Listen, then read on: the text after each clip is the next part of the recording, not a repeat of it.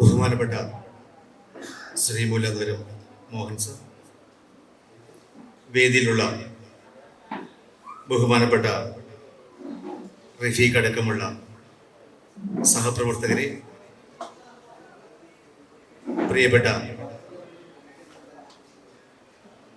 മനോഹർ പെരുമ്പാവൂർ, മറ്റ് സഹോദരി സഹോദരന്മാരെ, സഹപ്രവർത്തകരെ, സുഹൃത്തുക്കളെ, ഒരു പുതിയ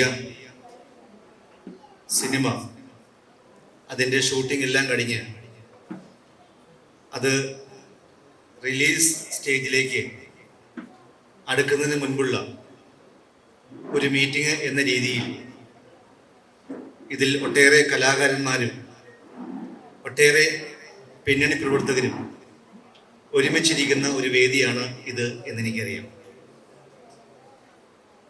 ഒരു സിനിമയിൽ അഭിനയിക്കുകയും അതിലൂടെ വരുമാനവും പ്രശസ്തിയും ഉണ്ടാക്കണമെന്ന ആഗ്രഹമില്ലാത്ത ആരും തന്നെ ഉണ്ടാകില്ല. ഞാൻ യഥാർത്ഥത്തിൽ ഒരു രാഷ്ട്രീയക്കാരനാകാൻ ആഗ്രഹിച്ച ഒരാളല്ല.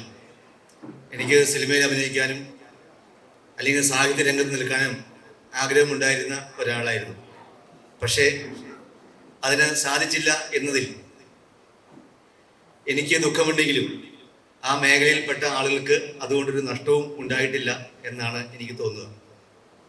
ഞാൻ വൈലോപ്പിള്ളിയുടെ മാമ്പഴം എന്ന് പറയുന്ന കവിത ദൃശ്യാവിഷ്കരിച്ചപ്പോൾ അതിൽ വൈലോപ്പിള്ളിയുടെ റോള് അഭിനയിച്ചത് ഞാനാണ്. ഗ്രേസി അന്ന് അതുണ്ടോ? അപ്പൊ അന്ന് ഏകദേശം കുറേ ദിവസങ്ങൾ കൂടി അഭിനയിച്ചു.